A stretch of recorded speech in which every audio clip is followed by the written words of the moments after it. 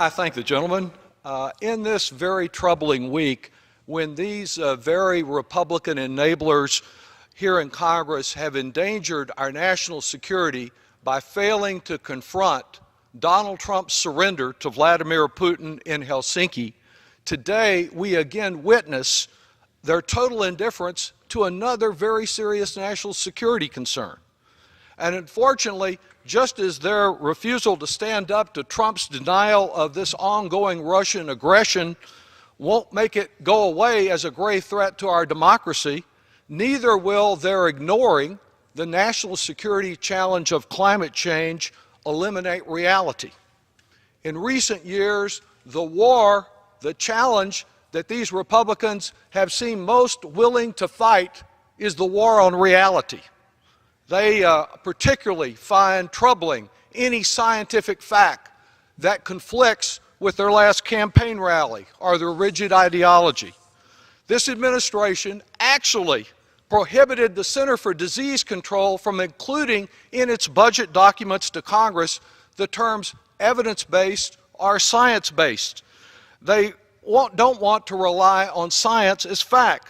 They've questioned and harassed scientists across America so much that you have to begin to wonder, do they still believe in gravity?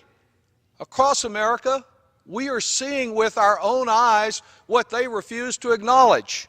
Soaring temperatures, severe and erratic records being set in our weather, massive 100-year floods that seem to reoccur every 100 months, deep freezes, ravaging hurricanes that dump 60 inches of rain in one short period of time on the city of Houston.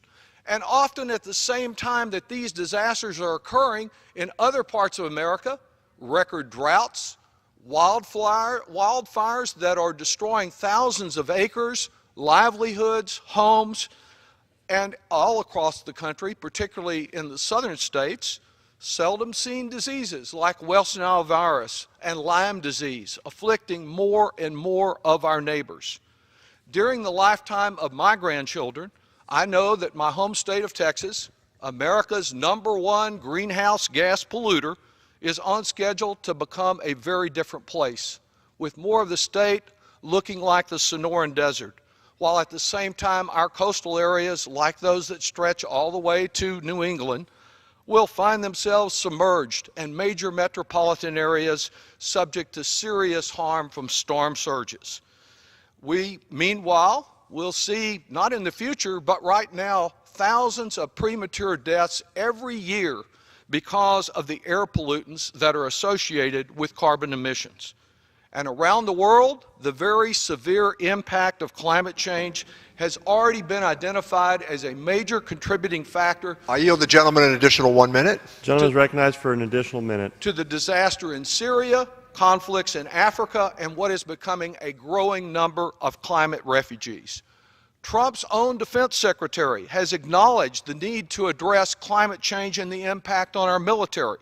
Scientific American has reported that climate change presents a significant and direct risk to the U.S. military, its readiness, operations, and strategy.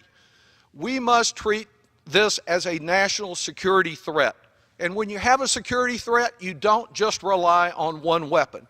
A carbon tax that is revenue neutral, that does not take any new tax revenue than that it replaces, is one of the tools that should not be rejected without even having a hearing to evaluate it.